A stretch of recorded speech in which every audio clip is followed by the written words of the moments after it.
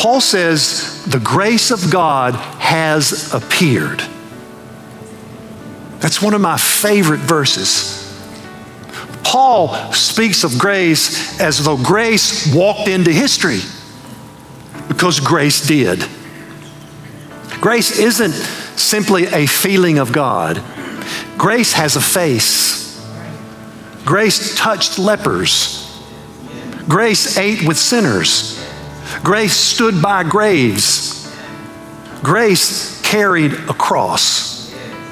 When Paul says grace appeared, he means Jesus Christ came. The God who cannot lie kept his promise by sending his Son. The truth that leads to godliness didn't stay words on a scroll. The truth became flesh and moved into our broken world. And that matters, because many of us treat the Christian life as though God sent instructions from a safe distance. Do better. Try harder. Clean up your life. But the gospel didn't begin with an order. It begins with an appearing. Grace came looking for us.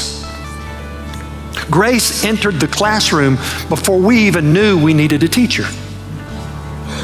However, some of us learn the wrong lessons way too early in life. Anger keeps you safe. Weakness must be hidden. People leave, so trust no one. Correction meant rejection, so you learn to flinch. You learn to survive by staying small.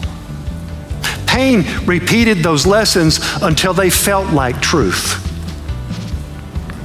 Then something extraordinary happened. Grace appeared. Maybe it looked like the person who would never give up on you. Maybe it looked like the one friend who stayed. You didn't call it grace at the time, but it was. Fear said, you are on your own. Grace said, I'll never leave you. Shame says, you are what you did. Grace said, you were bought with a price. That's why Paul says grace teaches us.